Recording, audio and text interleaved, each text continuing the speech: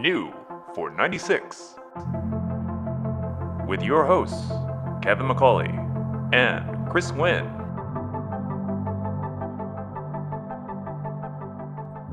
So was this good waxing weather? Oh, it's amazing. Yeah. When you're waxing your car, do you have an outfit? Is it a t-shirt tied up at the side? Yes. Because I'll have you know, I don't do that's come back around. I used to do to that. the side, but I do my hair tied up, ponytail on one side. Yeah. That fashion has come back though. When I was 6, I did do that. So, as was current at the time. Acid wash shorts. Yeah. Quite the precocious 6-year-old I was. Or are you talking about yourself? Oh, both. Well. Yeah. Yeah. Welcome to another episode of New for 96. We actually remembered to intro ourselves this time, so you don't have to splice it in with like mismatched audio. I don't do that. Yeah. Happy New Year, Christopher. Happy New Year, Kevin. This one's actually going to come out relatively recent, timely to when we recorded This is going to actually be very current. Yeah. So. Do you know that next year our show will become legal to import into the United States? Oh my God, it'll be 25 years old. Yeah. Yeah. I don't even know when the anniversary is of the show starting. It's July, the month of July. Really? Yeah. Will it be 2 years? It'll be 2 years in July. Oh my God. That we've been poisoning the audio well. Wow. Okay. Yeah. Well, we'll have a special episode. Yeah, it'll come out in August. Come out in August. So celebrate with us in August. Yeah. Yeah. Are there any cars? So now it's 2020. Are there any cars that are 25 years old that are on your list that you want? Oh my God. Or is there anything cool that's like, oh yeah, it's legal? I literally have not thought about that, even though there are usually like 1,000 listicles about what cars you can import. So, because RS2 Avant was last year? Yeah. So that was pretty good. Mm-hmm. I don't know. Honestly, I have not paid attention enough. Yeah. Second gen Celsior, this would be the first year, but I don't really... Oh, the one that looks exactly... to a normal person... It's a radical departure from the original. Yeah. Even though no one can tell. The other day, a friend of the show, Daniel Sloan, and Crystal asked me, what car would you import that's $70,000, any legality? Yeah. Any year, what car that you couldn't get here would you get? Oh. And he put me on the spot, and I was like, I have no idea. And the best I could come up with would be like the B5 RS4. Because those are pretty cool. Yeah. That's a pretty broad... but $70,000 limits it to... And it's such a... Oh, $70,000. Well, $70,000 is a lot. Yeah, but you couldn't get like an E46 CSL, even if you wanted one, probably. No, that's true. But then there are like a lot of like very normal cars too that you could get, like 850 T5R wagon and manual. Oh, well, so I bet that's probably legal now. 95. Yeah, actually, you might be right. That's your car for this year. It might have been a 96. I'm not sure. So off the top of my head, I don't remember when that started. Okay. But you can get probably not as enjoyable to drive or enjoyable at all, but an 850 turbo in a stick. Mm-hmm. But I'm sure much like here in Europe, they're all trashed at this point. So, but as far as a cool car goes, I don't know. Oh man, that's a tough question. Yeah, I think like a final year, like a 99 RX-7 or something would be really cool. Yeah. Like the one that I saw in exactly. Japan. The one that you didn't post. The one that I didn't post, which I will. Hey guys, I went to Japan over a month ago. Okay. Oh, I don't know. Because I can only think of like dumb cars. What dumb cars are you thinking? I don't know. Ford Puma. Racing Puma. Yeah. Racing Puma. Racing Puma would be cool. Be really cool. Yeah. Like a the equivalent to the like SVT Contour, but a wagon version. Oh yeah, the ST200. I guess it'd be the Estate. Yeah, that was really cool. It was. I think it was ST200. It might be ST220 or ST150 or ST420. But it was the cool Contour. Didn't they do a thing on top. Yeah. About the was it about Fords in general? I don't know, but it was like the one car they agreed on was good. It was a real bit, but they drove it, and it was like our equivalent Contour SVT, but it was the Estate. I feel like it was it was like who was the most influential manufacturer or something like that. Was it Top Gear or was it? No, it was. I think they were like lamenting that like the Mondeo was going out of production or something like that. Did the Mondeo go out of production? The Ford Fusion? I don't know. Yeah. Okay. Still waiting on one answer from you, except for this. The Contour. I said 850 T5R. Okay. But that was more the question for 95. Yeah. What you could get. They're just like, I'm trying to think of the $70,000 cars that you can get that you would have to import or you could import. Mm-hmm.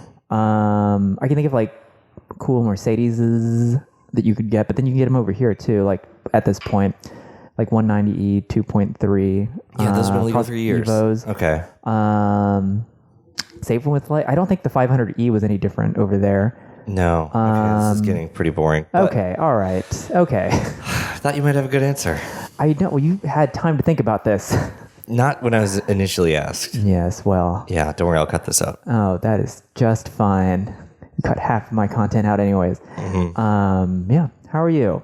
Great. Yeah. Yeah. So it's a nice day. It is a nice day. Hey, you know what we're really bad at? What?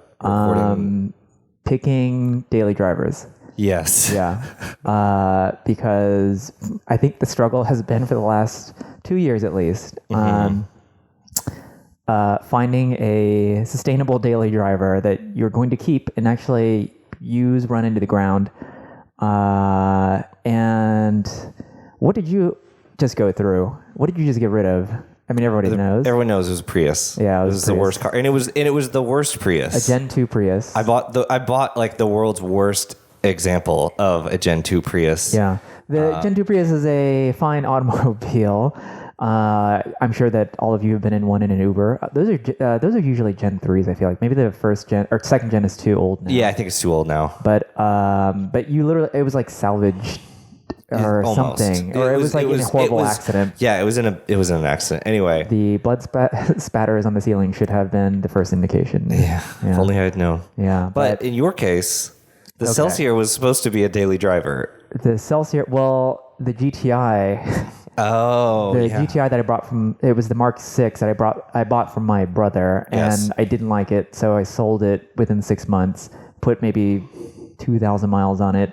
Then I bought the Celsior thinking that would be a good daily driver, but it was too nice. Too precious.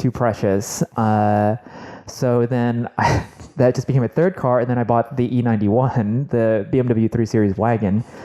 And now I'm about to sell that because it's too normal, meaning like too good of a daily driver. Yeah. And apparently I want some impracticality, so I'm looking at other things. So I'm far worse at picking a daily driver than you are, apparently. Although... Oh, you're good at picking cars, though. Yeah. I mean, these were cars that like seemed like... I'm bad at the practical portion. Like, I'm bad at knowing myself, basically. Yeah. Like that I will use this. This will be fine as a daily driver. So no, on to the next. Okay, so if yes, maybe this might tie back. What? I'm curious if because this would be a car to import. You're talking any year under $70,000. Yeah. Like E91 330i manual. Like a European one, like that would be with a sport package. See, okay, that would be cool. Okay, now you've sparked my imagination with what you can import, and I would import like a Normcore 330. You can build one over here, probably for under 70,000 easily. Yeah. But like maybe an E61 M5. Yeah. Like that would be kind of cool, even though it's the least liked M5. No, it's not. No. The last 2 gens would be the least liked. Yeah. I don't know if you get one in manual because they were the E60 M5s were I don't so think rare so. in manual. Well, and in Europe, like Europe didn't really want the over there, manual. I meant over here we had plenty of manuals, but Like 10% of them. something like that. But but you can find all day long you can find a manual if you want one over here. Right. But over there, I think it was almost either unheard of or just not available at all. It was sort of both. Like they kind of did it because of demand from the American market, and they kind of did it in that BMW way that we've seen so many times in the last few years, where it's like, well, here's that thing you wanted. Hope you enjoy it. Like we didn't tune it at all for this. Yeah. Once again, where they hate the customers and throw it in their face. Yep. So that might be one answer. I'll probably come up with like 4 of the ones and I'll interject as soon as I keep thinking of them. Please. I'm just saying as a practical matter. If you had, because you had the 330i E90, which was a little more sporty. And it held your attention for a while. And so if you had that car again, like, do you think you'd be just as bored with it? Or I think so. If I had like rebought it, and I mean, like if a clean one had come around when I was looking to move on from the GTI, I would have probably considered it, because at this point they've depreciated enough to where it just wouldn't be much of a gamble. But I think it would have been the same proposition, because so this E91 rear-wheel drive manual, non-sport, so it's a little bouncy. It's just very normal, and I had plans to essentially convert it into a 330i with a 3-stage intake manifold and redoing the suspension at some point, and I kind of lost interest in doing that at this point, because if I sink that much money into it, then obviously I need to keep it, or I should keep it. But even then, it just wouldn't, I don't think it would capture my attention as much, because when I had the 330i, the E90 330i, it was the right car for the time. Right. And then I've just moved on. I've moved on. I've been looking for different experiences, and the Normcore manual experience is fine. It's just not for me in terms of a daily experience. I'd rather be inconvenienced slightly with a sports car, or just something that goes a little bit faster and feels a little bit better around turns, even if it is just on occasion that we find the turn in Houston. So when you find one, you tell me, please. You let me know. A turn? I think I saw one the other day. Might have been a billboard. I don't know. It was a tunnel painted onto the side of a building. But the search continues for another daily, which I think maybe I've zeroed in one, but you know me, like there's going to be a lot of mental math to get there. So you have to read every last page of the forums. And I think we discussed this in the last podcast, but maybe we didn't, but just moving on from what you can import. I wouldn't import a 330i E91 wagon. Just, they'd be too normal. If you're going to import something, there are plenty of other things. Maybe even like a newer Alpina or something. I mentioned that to Daniel, but I think they all were automatics. Like after a certain point, in the 90s, they were all manual. A lot of them were manuals. And there was the 3 Series and stuff. So I don't know. Maybe you would just import a clean E46 M3 in a good color. Well, that's also true. That wouldn't be a bad buy either. I mean, at that point, if you have $70,000 to import a car, I mean, I'd almost rather, and this still wouldn't be enough, I don't think, but like a 335 E91. But now E61 so far, I'm going to think of something else. No, that's a good pick. That's cool. I just remember that episode of Top Gear where they did like a comparo with an E63 AMG wagon and an E61. Oh yeah. And I didn't even know they had an E61 M5 at that point. Right. Well, I feel like I've almost forgotten since then because I've seen so few. And we have an acquaintance here in town who is planning to... I've seen so few like in imagery or anything. I've never seen one in real life. And we have an acquaintance here who is planning on building one. Because he has an E46 M3 wagon build that is pretty pristine. Pretty close to perfect. Except for, as Daniel pointed out, the taillights for reasons. But... So he's planning on building an E61 because that'll be a much easier build, less body work. Yeah. Yeah. So, anyways, you know what I'm looking for. I'm off of the E46 M3 because it has been the most frustrating and unrewarding search known to man because they're all terrible or overpriced. There's no middle place. Like, I want to pay a fair price for a good example with the right options, and it doesn't exist. Well, maybe one will come along now that you say you're stopping. I'm moving on. Okay. It's on to, I think I'm going to go for a 997 now at this point. And just get the car that I like kind of would be meandering towards anyways, and just kind of skip out. You said something that surprised me the other day because you said you're not like all of the buying and selling takes it out of you, because I kind of thought that I did too. I thought you sort of fancied yourself or aspired to be like our friend of the pod, Art of Radwood. Yeah. Where you just kind of have like, you've got this car you keep, and then just like a rotating third stall. I thought so too. A year ago, I would have said, yeah, that's exactly what I want to do. But the tasks of reconditioning a car, because I will get a car and it'll have like a thing here or there, and I'll buy it knowing that it has this or that, and I won't really care until it comes time to sell it, and then I want to make the car perfect, meaning that I won't even get to enjoy any of the upgrades and refurbishments that I have put into the car. So, like the E91. I mean, that car, it was pretty good anyways. I mean, it needed like just a few minor things here and there, including, and we'll get to this because you have a common thing with cars and I do too, but I'll get to it now. My common thing with daily driver, is headliners. Like, I constantly have to replace headliners, and I just had to replace the pano roof cover headliner because it had been sagging. It was improperly fixed by us. Yeah, by us. We tried to fix it. It did not. I mean, it was fine. It worked. Everything went well, except we didn't know that you cannot touch this piece once you put it in. Because so now, like, modern cars have screens that roll out. With the E91, it looks nicer, but it's a hard cover, much like, if you have a moonroof and you slide the cover, it's like that, but it's motorized. And if you touch the material, your handprint is permanent, like the indentation. That's insane. Because what if you were just sitting in the car and you reached up and touched it? What if you had like kids and they just like poked at it? I guess it's permanent. And I've been paying attention to E91 listings, and there are handprints all over. Oh, wow. Yeah. What a dumb design. Good thing that roof was mandatory. Yep. You did not have the option not to get the panel roof.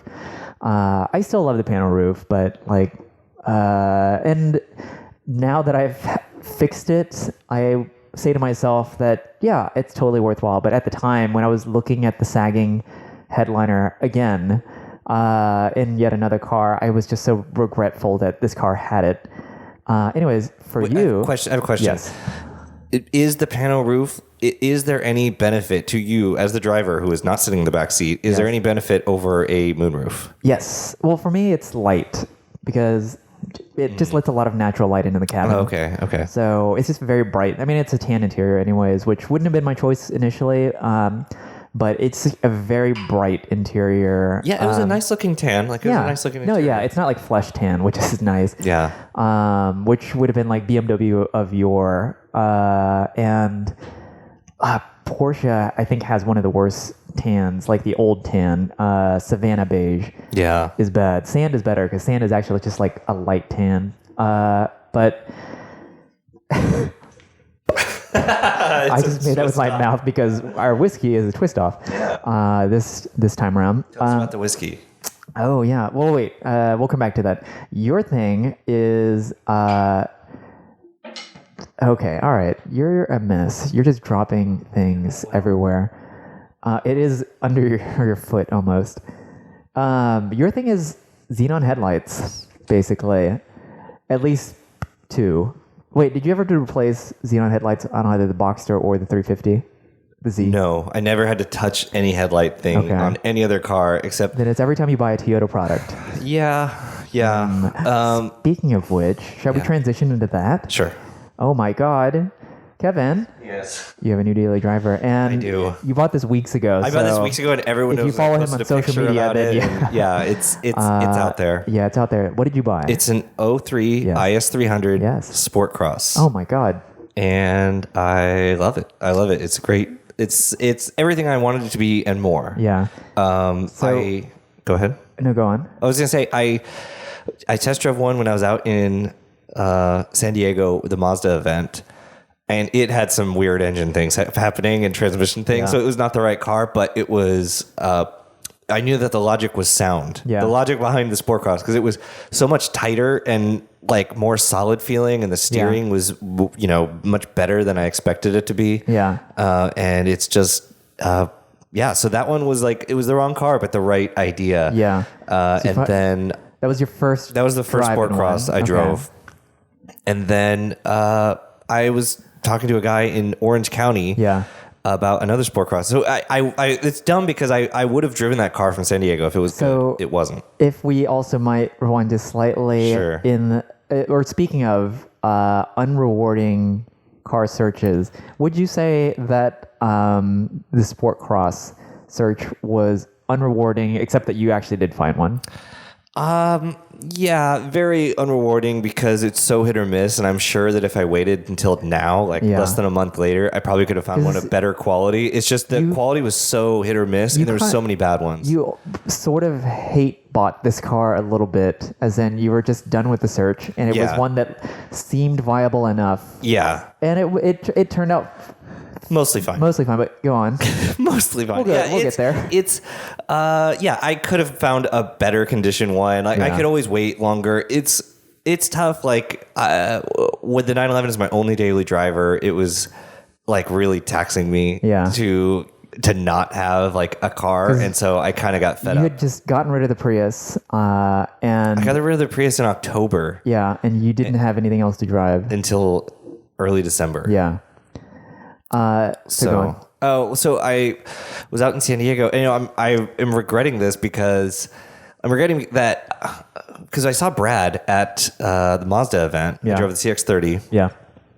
I saw Brad and Steph. It was really good. If he's listening, I wasn't sure if I had like I got so intoxicated off of bourbon at this dinner. Like, I don't know how. Like, I realized they were pouring me a giant amount. I'm blaming them and not my own. Of course, no. Habits. It's really not your fault. And so the next day, I was like massively hungover, and I was like, did I like anger Brad somehow? Because I felt like I was worried. Like, I don't remember. Like, I don't remember calling it a night. Like, I remember we went from the Mazda dinner in the hotel to the bar. Makes you think that you angered? Did you say something? No, I don't know. I think I just texted him the next day, and he didn't get back to me, and I was like... Did you resume a conversation that you started on Twitter? Probably. Yeah. So anyway, but he had made the offer when I was a little more lucid. Yeah. Like I said, I felt totally fine the whole night, and then I just like blacked out at the end. Not blacked out. I don't remember exactly the end of the night, and then I felt horrible the next day. And I'm again blaming it on the bartender, not myself. Oh my god. But he should be fired. So, but yeah, he made the offer. So the car I ended up buying was in Orange County. Yeah. I thought it was in San Bernardino. Yeah. Wrapping up a long story, Brad had made an offer like, if you can test drive this car tomorrow, like I will drive you to it. Cause I thought it was in San Bernardino. He's like, I could drop you off there. You could come to Radwood, stay with us in the Radwood house, and then drive home after. And I was like, that sounds pretty good. But now knowing, like, I thought the car was in San Bernardino, but knowing it's in Orange County where Radwood was, I would have done it. And I would have like bought it and driven it home. But anyway, as it was, I flew home, then flew back to California like 4 days later. Yep. But I flew into Orange County, which I put this as a special note. Like, flying into John Wayne was such a good experience. Like, that you airport. Booked a ticket to LAX at first. Yeah, I did. Until you realized it was in Orange County. Yeah, but I booked it with miles, so it's like you can cancel and move it around, and there's no penalty. Yeah. So I booked at John Wayne on Wednesday. Yeah. Around December 9th or something like that, and I was out of the. There's like 8 gates, so I landed. Yeah. Took a car, went and saw the car. Took a lift, went and saw the car. It was there. Like I think I landed at like 11:30 or 12, and I was like signing the papers at 1:30. Yeah. And I left, and like I said, I bought it from a win. Yeah. So well. Yeah. Yes. He said As it turns out, no, I didn't know. Yeah, it's odd how winds don't know each other. Right. So the car felt good. It looked 90% as well as presented. Yeah. There's some things. Would you say that at that point you were just so ready to like get a car that you would have you didn't glaze over things. I mean, obviously if the car was bad, like the first one, you wouldn't have gotten, although you were already kind of in the city at that point. And so there could have been drips of blood coming from the tire well or... No, I didn't have a return flight, so I was pretty committed. Yeah. But luckily it drove really nicely. Yeah. And the seller was good. Like he was much better in person than like over email. Yeah. It turns out he was kind of slow on the take. He was a little slow on the email and everything. So, but yeah, it was fine. So I got it. I got it. I left Orange County, drove straight to Scottsdale. Yeah. Stayed overnight there, washed the car because he had it under a car cover. So it had like gotten rained on, and you know how like it traps all the dirt sitting on there. So I washed it. It looked good. I took it. I went to 4 till 4. Yeah. In Arizona. In Scottsdale. And then I'm driving. So this is where the rubber meets the road. I'm driving. I'm on the road for like 3 or 4 hours. Yeah. Driving through Arizona, about to reach New Mexico. And I stop at a rest stop and I come back and there's smoke coming out of the bottom of the car. Yep. So this is like, this is like the worst case scenario of like a road trip thing because I am literally hours from any city. Yep. And I don't know what the cause is. So I was suspecting maybe it's something done with the catalytic converter or something stupid. Yeah. The car, I should say, has a lot of miles, like 176,000 miles. Yeah. So, but these things last, like they're supposed to be good. Like, it's a 2JZ. They're known, like there was one that actually looked good in Alabama that was for sale with 350. I was going to say like a good part of the ads you saw were like for 200,000 plus mile cars. Yeah. 350. And there's no way that those people have really taken care of those cars. Yeah. So I see the smoke.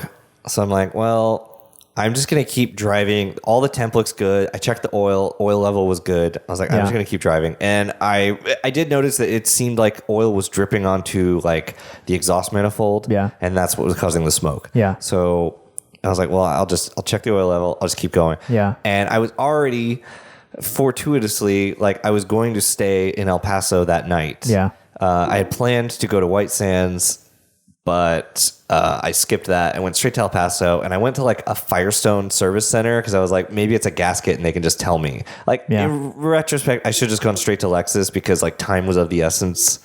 But I thought maybe it's still minor. Yeah. And so they looked at it and they said, I think it's your rear main seal. So it's like 2 p.m. on a Thursday. So, but by the time they diagnosed it, it was like 4. So I called a Lexus dealer in El Paso. Again, fortunately, I'm in a city that had a Lexus dealer. And I told them what I had, what I thought it was. And they said, yeah, bring it. We can hopefully do something about it tomorrow. And I said, okay. So I get it. So like I drive it across town. Yeah. Still is running okay. Like it never ran badly or anything. It was just the smoke was an issue. Yeah. But the Lexus dealer was incredible. Yeah. They were really good. They gave me a loaner. Yeah. And I already had a place to stay that night. And our friend of the pod, like Daniel and Crystal happened to be there. They happened to be there because Daniel was volunteering at like an amnesty organization. So he was there for 2 weeks. So so you could hang out. I hung out with my friends. Sitting in some diner twiddling your thumbs. Right. I got to hang out with friends. And so I spent Friday driving around in this new Corolla. Yeah. Just driving around El Paso and hanging out. And I went to the art museum with Crystal and she showed me around because she's from El Paso. Oh, I didn't know that. So so it was very cool. Like it was funny. So Friday at like 4:00, I called the dealer and I'm like, so what's the update? And they don't work on the weekend. And they said, the transmission is off the car and it's not going to get finished today. And I'm like, okay. And I just said, okay, about 15 times in a row. And so I was like, okay, well, I'll make arrangements to stay. And, what else can you do? You thought about at one point driving the loaner car back to Houston. Yeah. To like finish, like to meet plans that you had made in Houston and then drive back to El Paso. I don't even know why I wanted to do that, but I think it was just... I think you said like your mother's birthday. Oh, yeah, that's what it was. Etc. But, and we were supposed to get a drink, which was clearly the most important thing. Which is, to me, insane. It was, I forget how long the drive is. Because when I did that drive, it was like an entire day of driving. But, so El Paso. So anyway, I just, I'm here for the weekend. For people who are listening outside of Texas, El Paso to Houston is the equivalent of 3 states for most of you. Yeah, well, the El Paso to Houston is literally, like, this was exactly the halfway point on the drive. Yeah. Like, El Paso to Houston is exactly the same distance as, like, El Paso to Orange County, where I started. That's insane. Like, it's the worst part of the drive out of Texas, too. Yeah. Is getting out of Texas. Yeah. So, okay. So, but the car got fixed. Yeah, so they called me. So we made plans to go to White Sands with Daniel's 7 Series on Saturday. E38. Yes. And which he had driven down from Portland. Yeah. Didn't have any rear main seal failures.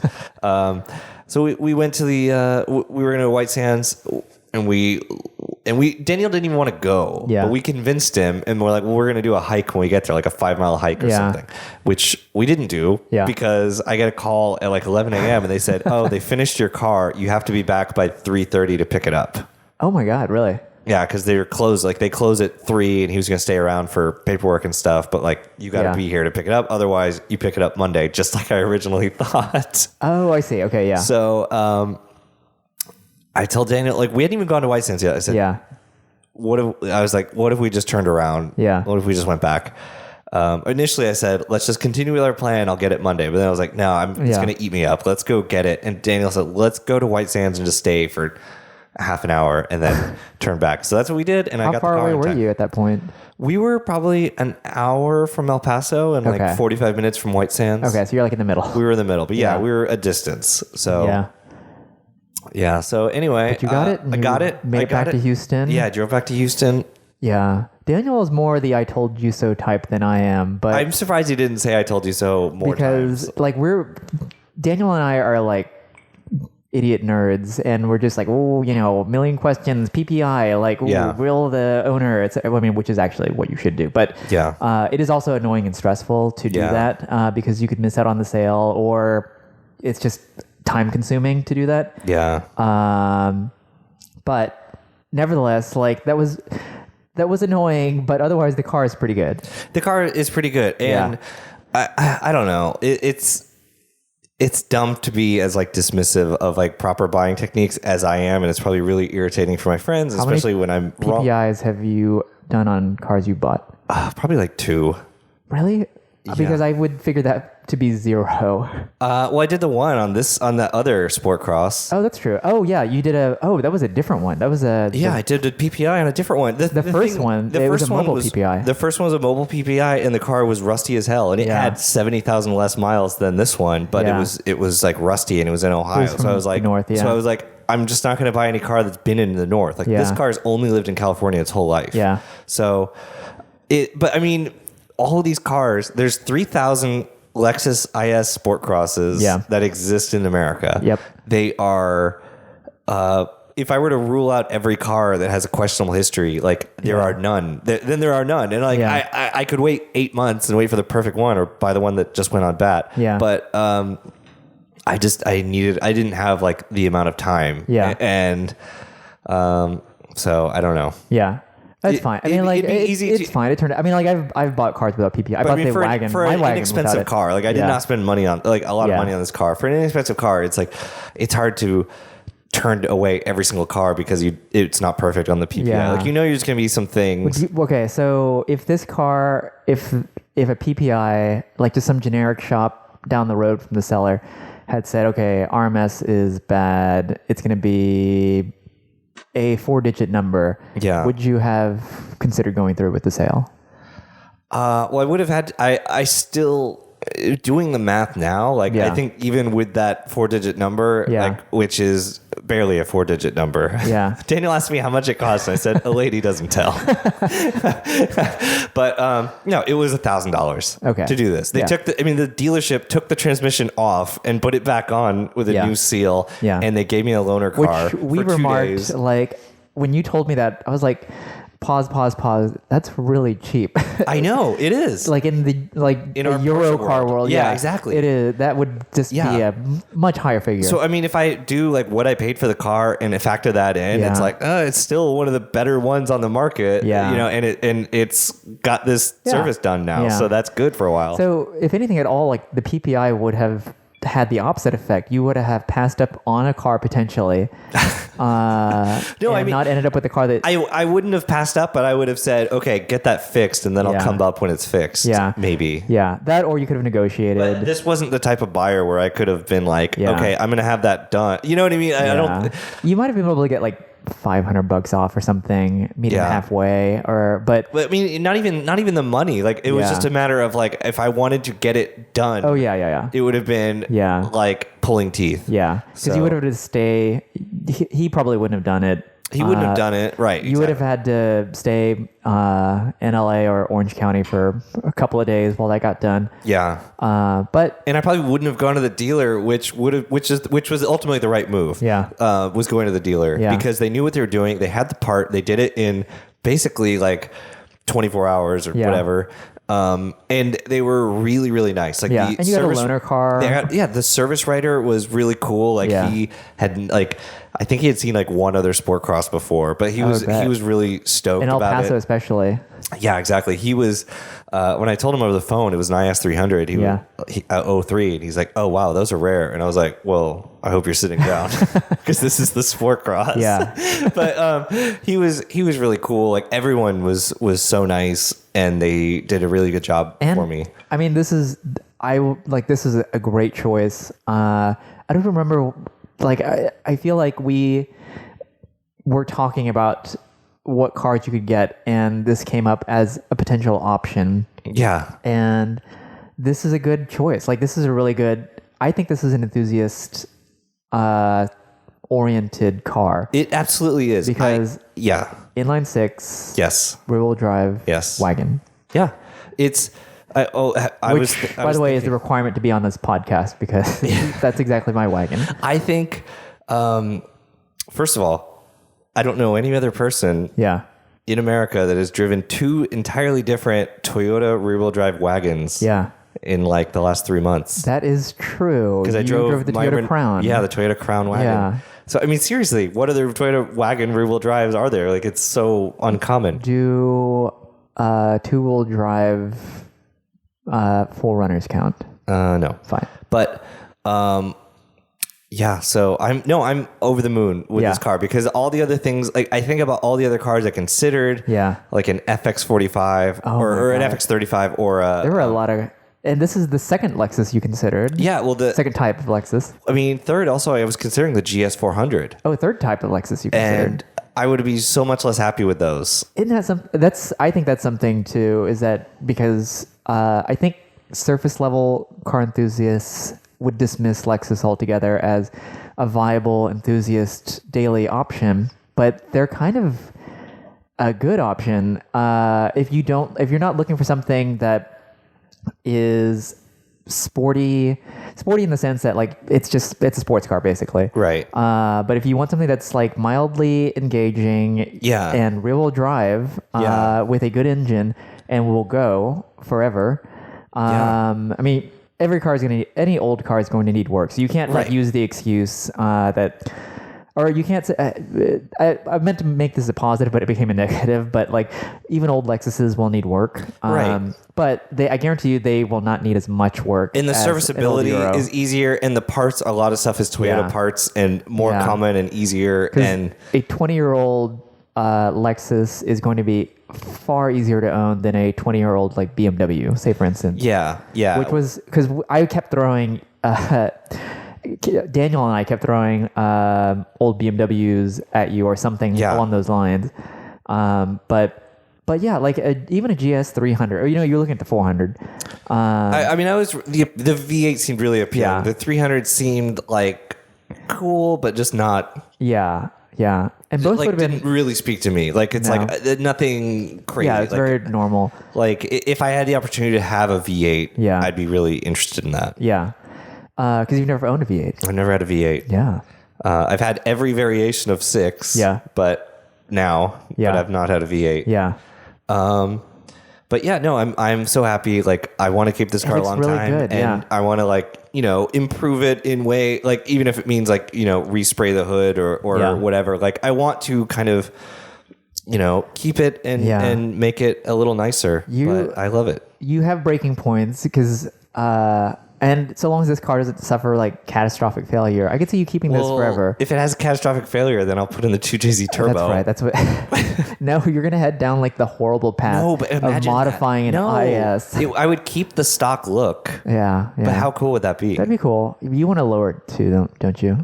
It has a lot of wheel gap. Yeah. And it would be. That's how it starts. Yeah. Well. Yeah.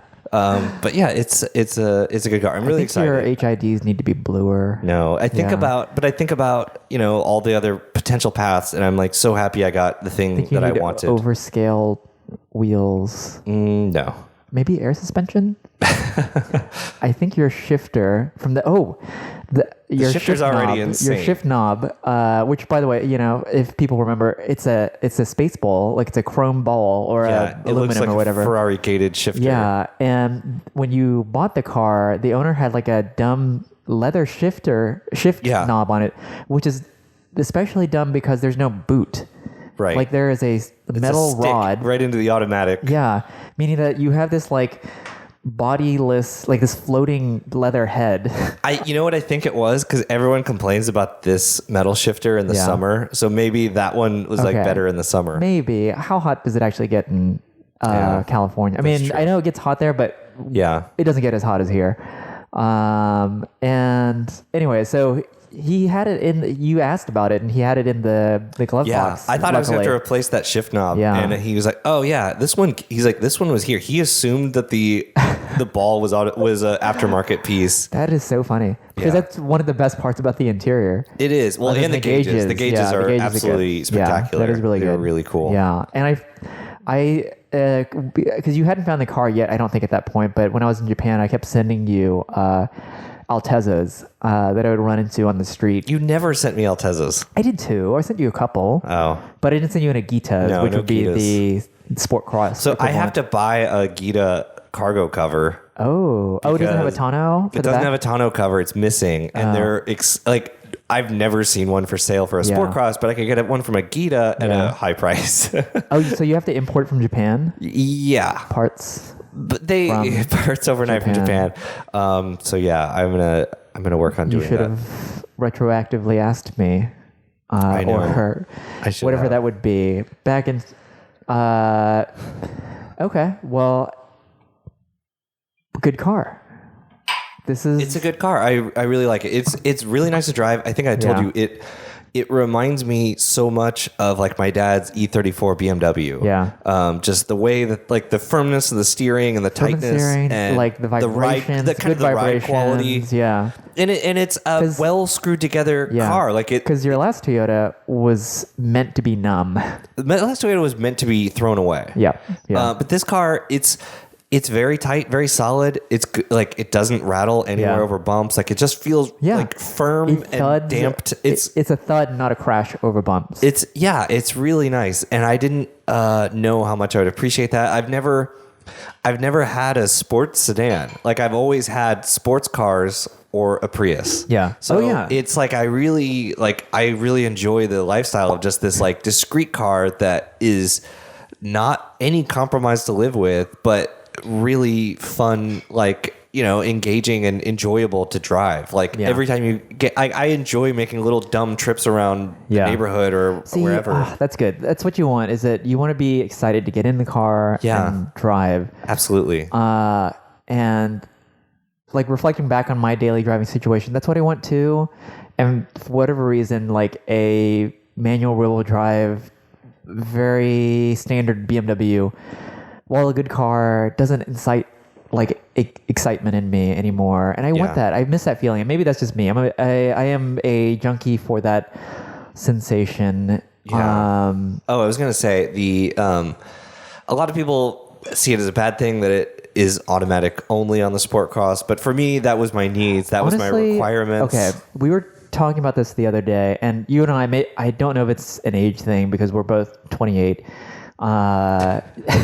We're like in our mid 30s. I'm almost 20. Yeah.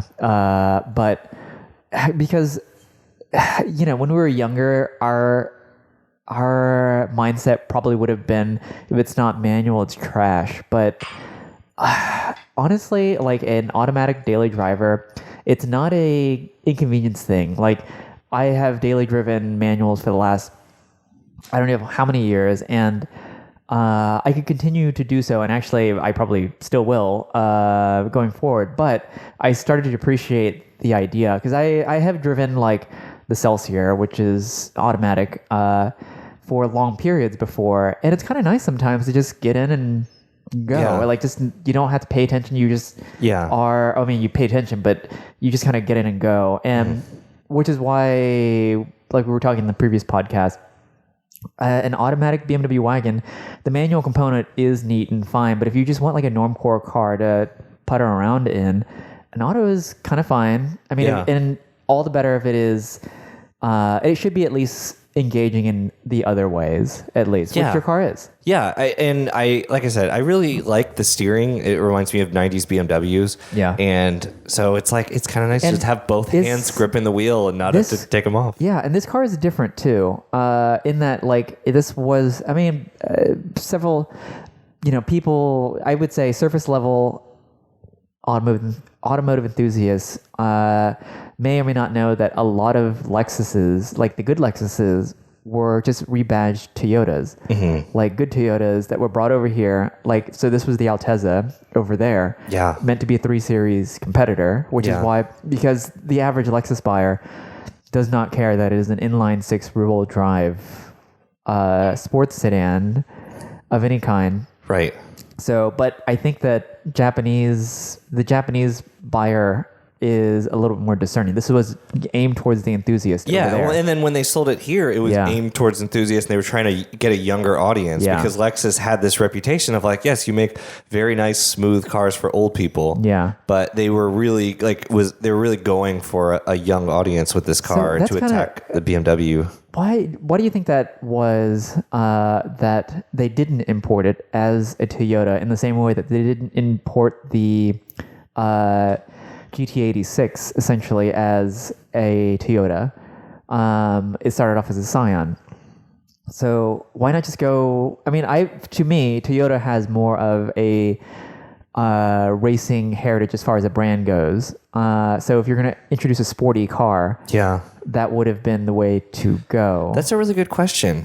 So, because their trucks are that way, like other than the LX, but the LX is less respected than the Land Cruiser, even though they're the same car or same truck. So I'm curious about that. I think it's probably it could be an internal politics thing or an internal thing where the people from Lexus were like the ones that pushed for this car, like Lexus North America pushed to get this car. But also you look at the sedans, like Toyota has a lot of sedans this size, and it's like, how do you differentiate? And it would have cost more than a Camry. It probably would have cost more than an Avalon at the time. It was about $30,000. Yeah. So, or for the sedan. So for an automatic sedan. So how do you differentiate that? So I can see where Lexus it fills a hole in the Lexus lineup a little more smarter and clearer. I feel like Toyota has some like crossover, because their crossover is crossover themselves a little bit. I think that might be the thing, is that when they imported the car, it just would have had to be priced at a certain point where if they badged it a Toyota, maybe it wouldn't have sold as well, like to a non-enthusiast. It would just been hard to explain like why this car is priced here. I don't know, but I mean, also I think it drives more like a Lexus because of the rear wheel drive. Like it is so different. When I drove that Corolla for 2 days, and it's like the brand new Corolla. It's like a Prius. It felt like a Prius. You jumped to where I was going. Thanks a lot. But it was a brand new Corolla. Like they look nice on the exterior. It felt like a slightly new version of the Prius. In this, it was just everything felt cheap, and it felt the steering is artificial and everything. Like this Lexus, it vindicated like, oh, I made the right choice because this Lexus is great. It's a good car. The IS300 is a good car, and that era of cars, I think like 90, let's say 95 to like 03 is my favorite era of cars. Yeah. To me that's like as good as it gets because 90. Wait, did you say 95 to 03? Yeah, roughly. Okay. You know, like late 90s. Yeah, because after that there was a good amount of trash that came out. There's a good amount of trash, but also like stuff got faster, but not necessarily better. No, like stuff like technology was supplanted for like driving feel. Yeah, like back then every car had driving feel. You didn't have to have it as an enthusiast thing. It was just there. Yeah, just because and then later everything got number and dumber and faster. Yeah, because like priorities basically they honed in on marketing. Yeah. Like what people go for. So like these older cars, I mean like this is a curmudgeonly conversation, but like old cars have speaking my lingo. Feels. Yeah. Like it is just like in order for a car to be fast, it has to be like built with bigger displacement or like just like right. A whole and now situation. How do you put that power to the ground? Well, it's like we have to have giant tires all around. So it's like now there's no steering feel. And plus like everything is electric now as far as power steering goes. And back then like so the technology matched like what they could achieve at the time, and you just had more enjoyable cars as a result of. And now that technology can solve for everything, right? Then now they can just focus on the marketing, which is just make it have high horsepower numbers and make it go fast. Well, also I think in a straight line. I don't know, but I think there was also like an economic thing. Like if you look at if you know about the markets of like Japan and Germany in the like maybe there was a beneficial ratio where they could put more money into cars because it seemed like massive cost cutting across the board happened after like 04 or 03 where it's like, well, we've got to make this cheaper. You know, we're talking like in that era that I like, it's like Porsche was making money, like was not making money, but putting it all into the cars, you know, and in Japan, it was kind of the end of like the bubble era. Yeah. So I don't know. I did read that the IS was kind of like what the team that did like the original 8086 like did the IS. That was kind of the missing link between the 86 and the 8086 the IS. Interesting. Well, was this a official Toyota remark or was this a like commentary? It was like a commentary, like an article about it, but you know, someone that knew more about the teams and the development. Yeah. Oh, interesting. Okay. Yeah. Well, goodbye. I think this is a car that you will end up keeping. I think it'll be a car I keep a long time. I like it, but also Laura doesn't want to have like car shuffling. But it's exciting for me because I got the car I wanted. Like I thought these were out of the range when I started looking, and turns out, like because sometimes they will be like $12,000-$15,000 because it has 50,000 miles and it's probably one of 5 left in that condition. Yeah. Versus like, and that's the thing. You don't have to be afraid to buy a high mileage Toyota, and it's fine. Like it's the same car, whether it has 50,000 miles or 150,000 miles on it. So long as all the right maintenance has been on it, it will drive essentially all the same. Yeah. So and in my insane, stupid, stressful like search for a daily driver, and my dumb idea of also pairing this 997 with a cheaper automatic E91. Yes. Are you going to ruin that too? Are you going to make that terrible? It's probably going to be a bad idea. It's first of all, it's just going to be a bad idea because I'm extremely familiar now with E90 ownership, so I know what it's going to take. So you know to look for that oil gasket or whatever. Well, yeah, the oil filter housing gasket. Jesus. And etc. I mean, like it's fine. There are very few like major catastrophic. I mean, there are no catastrophic failure points as far as I know on non-M E90s, but the maintenance is very predictable on BMWs. It's just that it happens at intervals that are probably going to be more frequent than your car. But I like them. I like the way they feel. I like the way they look. maybe in the minority or maybe not. Thinking that the E91 looks better than the E46 Touring. I think about what you said, and I'm kind of with you. I think it's just kind of filled out and shaped. I like much more completed way. I like the arc sweep of the roof. Yeah, I feel like it's probably like less practical, but I like the sweep of the roof. How it is nice. It doesn't look like just a sedan that was like long, it's ambigulated. It's raked in the right way, and my car is in 2011, which means that it has the flush roof rails.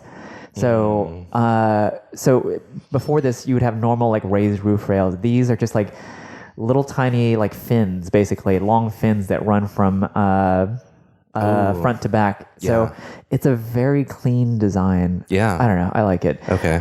I like it, and that's why I said like I will regret selling this, and I will fill that regret with or reduce that regret by maybe buying a companion daily driver, basically. We'll see. So if I find a 997, if it's priced right, then maybe I will consider like getting another E91 or maybe something else. I don't know. Here's the thing. Just rounding back, because I didn't complete that conversation, but a year ago I would have said yes. Like buying and selling cars just to experience different things sounds so appealing, and I'm going to do it. And then the notion or my habit is buying a car, putting money into it, whether it needs it or not, and making it like perfect is stupid because I'm buying low and selling high. So I'm going to put that to rest for a little bit and just buy the car that I wanted to get. But buying low and selling high is good. Oh, sorry, buying high and selling low. Yes, because, now we're talking. Because once I've made all like the refurbishments, like I'm like in the red as far as selling a car goes. So I asked you this the other night, but would you say because this is a double-edged question, but like the cars you have, like are they better in your ownership or worse when you're done? Like, are you better off than you were 4 years ago? Is your car better off than before you bought it? Because I think about the cars I've owned, and some of them are worse and some are better. I will say that they all have... But also it's double-edged because you buy cars in good condition. Like you do the research. So it's like if you buy the car and it's perfect and then you just put miles on it, well, I have bad news. It's worse now. It's worse now. Except that, so I will put like capital T, the good maintenance, into all the cars that I own. Whether or not it needs it, I do preventative maintenance. I will make it good. And the problem is if I only keep it for a year, then what is the point of preventative maintenance? Because I might as well just use the car and sell it, because within a year, like not a lot can happen. Asterisk, because I have owned cars where a lot can happen in that window. So I would say most of my cars, save for two, left in better condition than when I got it. And the E91 will be a better car when it sells. So that is probably going to go on bat soon. Yeah. Look out for it, listeners. If you're in the market for a manual rear-wheel drive 3 Series wagon, one of 427. Wow. Yeah. It'll be really annoying whenever that gets listed, because but the hope, of course, is that it sells well on bat, and then I'm sure it will, because there's been a lot of pretenders to the throne that have been listed that have done well. You mean like automatics and XIs? Yeah. So we'll see. Garbage, as I call it. Garbage. Well. Yeah. Did you have questions for me or something? I did. Okay. So back to the Sportcross. Yes. Okay. Oh no, he's looking at his phone. A quiz. So we both have rear-wheel drive inline six wagons. Yes. So I have a quiz for you. It's Sportcross versus E91. Oh no. Okay. Which car got better gas mileage, the Sportcross or the E91? Oh, definitely the E91. What is your car's MPG rating? And it would have been, of course, at the time when it was released. I think it's like 16 and 23. That is impressive that you know that. I was going to guess that was I right? That. You were on the dot. Oh, wow. 1623. It's 16 is abysmal. It's pretty bad. So it's not that heavy of a car. Well, the engine is cast iron. That's true. There is no reason for it to be that bad. No, I don't know. That is astonishingly terrible. Yeah, it is a small car, too. I actually think that is just as bad as the Cayman. The Cayman was rated at 1621 or something like that. But that makes no sense because the Cayman has like way less weight and was a 2009. Yeah, I don't know. Okay. I got 13 in it, so yeah. Your mileage definitely varies. The E91 gets 1828, but it is a newer car by a lot, but does not get 8 years of progress. Yeah, 8 years of progress means 2 miles per gallon. Okay, so what was the highway on that? 28. Oh, okay, that's pretty good. Yeah, although I also get 13 in the in the wagon. It may be me. I'm not sure. Yeah. Okay, so 0 to 60. What did the Sport Cross get when new? I'm gonna say like 7.8. Oh, you're close. It's 7.6 per car and driver. So 7.8 in real life. Yeah, 8.7 in real life. Yeah. The E91 was 6.7. Ooh. That may or may not have been an automatic figure. I couldn't find one for a manual. Yeah. Okay. But by then, automatics were good enough that they were still like better. No, that was a Steptronic. It was bad. Yeah. Is it? Okay. Yeah. Okay. At that point, manual BMWs were still faster. Okay. MSRP. What was the Sport Cross in 2002? I'm gonna say like $32,000. Ooh, a little over $31,350. Okay, I knew that the sedan was like 30, and I knew it was a little more, yeah, like 1,500 more. And still compared to today, although with inflation, it's probably exactly the same. The E91 was $36,575. Whoa, that seems so much lower than I would expect because that's like, that's what you're going to get on bat. Yeah. Don't get my dreams up. I'm going to get like a third of that now. Okay, here's one because you needed a car that could haul things, or at least ideally. Mm-hmm. What is the maximum cargo volume of the Sport Cross? Oh God, I don't even know what I don't even know cubic feet. Okay, I don't even know what a good or a bad figure is. I'm gonna say. Okay, let me give you a point of reference. I'd rather just guess blank. Wait. Point of reference. Yeah. Your Prius that you're replacing this car with had 65.5 cubic feet. Okay, I'm gonna say 76. Okay, it had 40. What? Or has 40 cubic feet. There's no way. It's 40 cubic feet. I think because it's a little bit, I think the cargo area is a little bit shorter. It's narrower. It's narrower because of the rear-wheel drive. In the strut towers are very intrusive, and they have subwoofers. And I think it has a much more compact interior too. Like the packaging is a little bit tighter, but it's longer. Like it's longer than the Prius. Yeah. Well, this is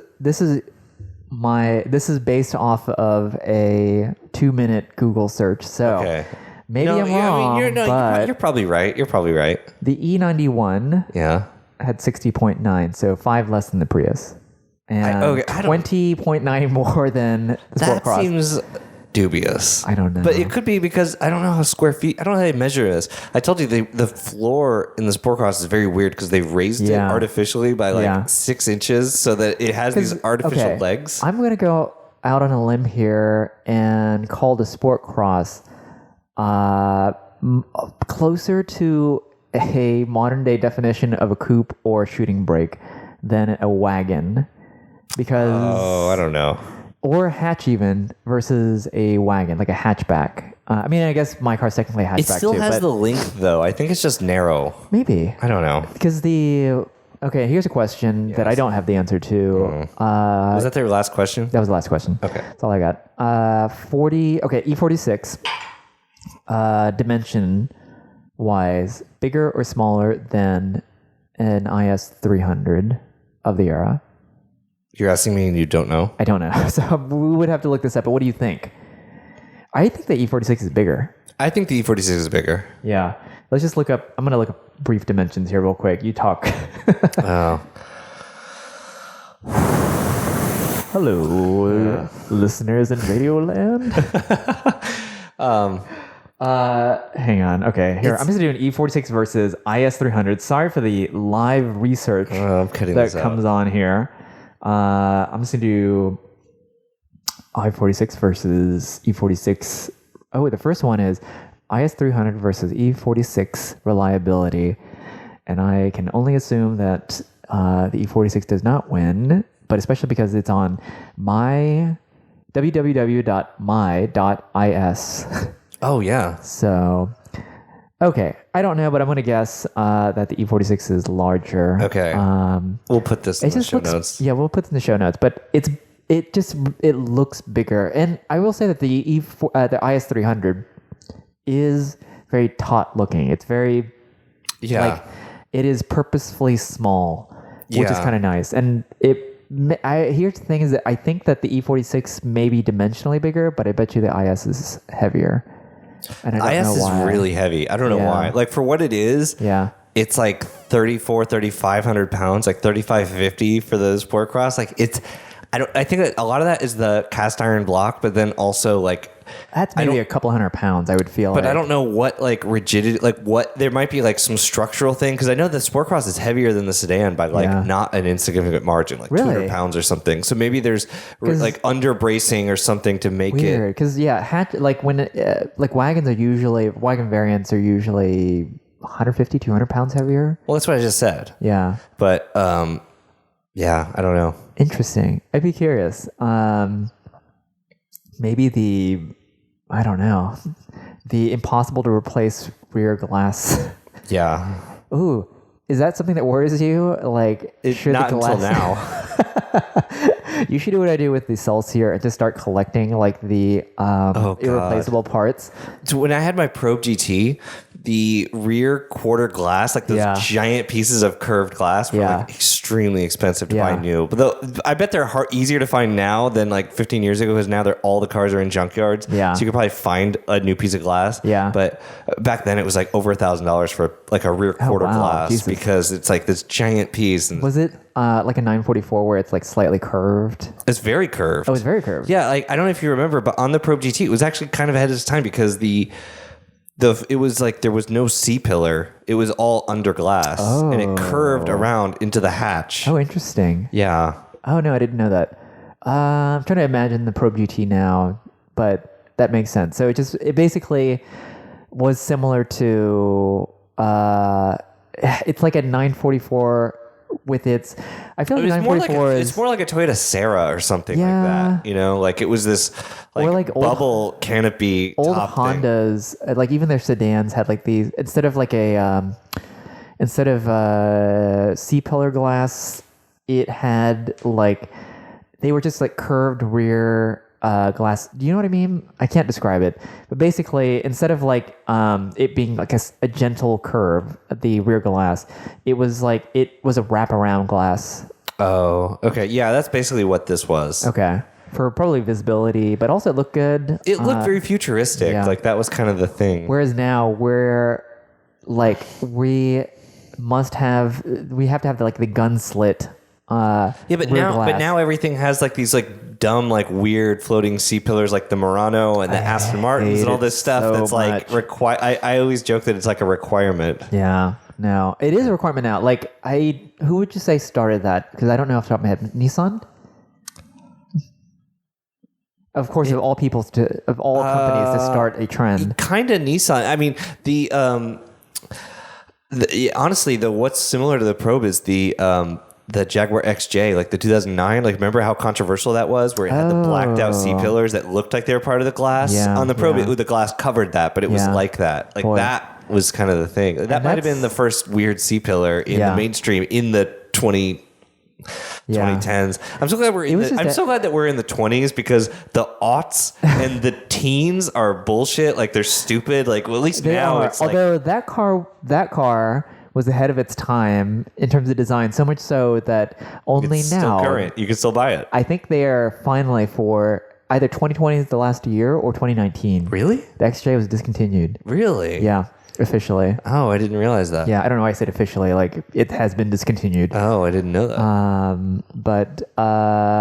Yeah, which is a shame because I kind of wish of all the...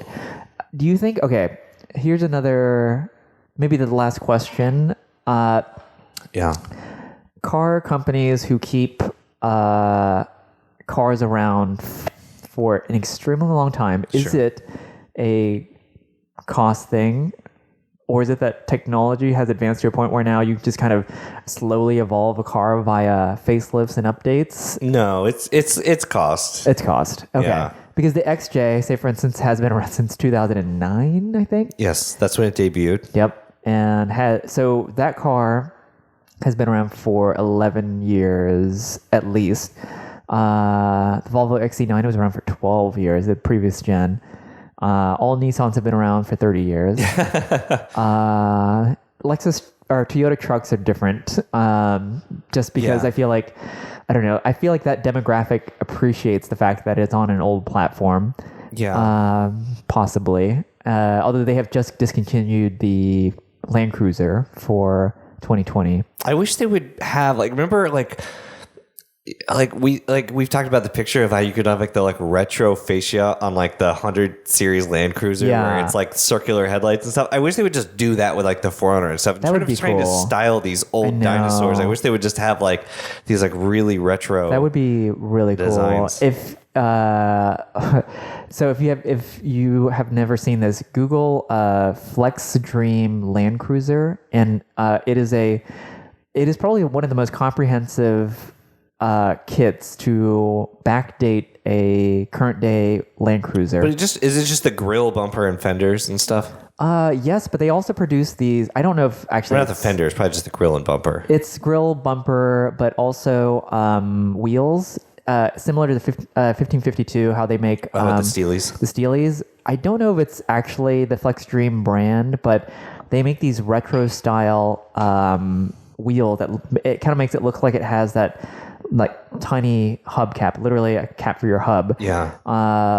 And it just looks really amazing. And I looked at the cost, or I looked up and they won't quote it on the site, but in like comments on forums, it's something like $10,000. So it's not exactly easy to do, but it looks amazing though. If you're gonna have an old truck like that. Yeah. Anyways, I think that might be the show. A podcast. Thanks for listening. Thank you. Yeah. Happy 2020. Happy 2020. Do follow us on Instagram at New496. Send us an email at New496, spelled out at gmail.com. Indeed. All right. See you the next time. Bye. Bye.